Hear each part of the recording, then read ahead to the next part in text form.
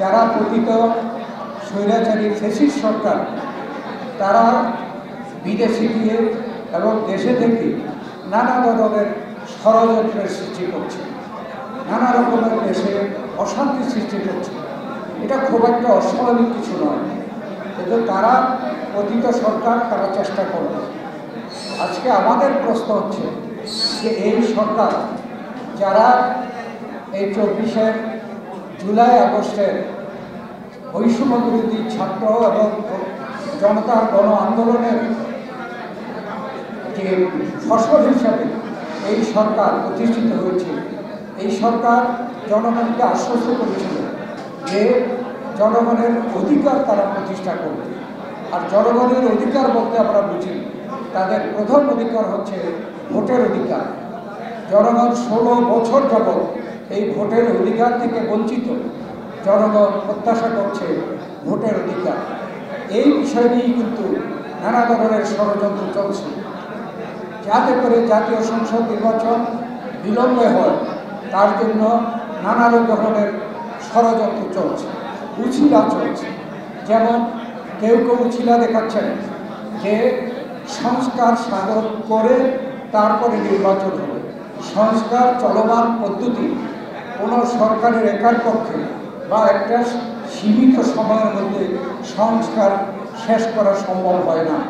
বর্তমানে যারা সরকারে 8 মাস প্রায় সরকারে রয়েছে, এখন পর্যন্ত সংস্কারের তারা কোনো প্রোগ্রাম, কর্মসূচি এবং তারা কোনো ইস্যু এখন পর্যন্ত তারা দিতে পারেনি।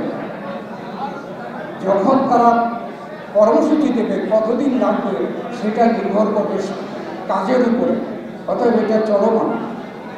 আর সবচেয়ে বড় দায়িত্ব এদেশে যা বিগত শেখ হাসিনার সরকার দেশে ধ্বংস করে গেছে সর্বক্ষেত্রে, সেগুলোর মেরামত করা, সংস্কার করা আগামী দিনে জনগণের সরকারের সবচেয়ে দায়িত্ব।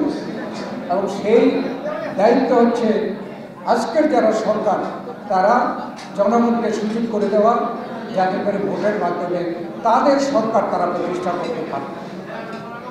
আজকে অজুহাত করা হচ্ছে স্থানীয় সরকার নির্বাচন, স্থানীয় সরকারের নির্বাচনের কাজ, কিন্তু জাতীয় সংসদ যে কাজ করে দেশের অর্থনীতি, দেশের সংবিধান, দেশের যে যত ধরনের নীতিগত যে সিদ্ধান্ত বললে অনেকক্ষণ লাগবে, এটা দায়িত্ব হচ্ছে জাতীয় সংসদের।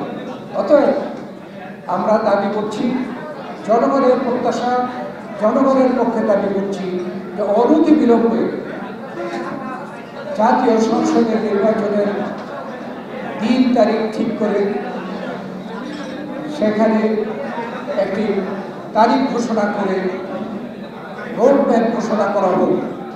যখন জাতীয় সংসদের নির্বাচনের দিন তারিখ ঠিক করা হবে, ঘোষণা করা হবে, তখন জনগণ সেই নির্বাচনমুখী হয়ে যাবে এবং সেই জনগণ তখন দায়িত্ব নেবে যে পতিত সরকার যদি দেশে কোনো ষড়যন্ত্র করতে চায়, জনগণই তা মোকাবেলা করবে।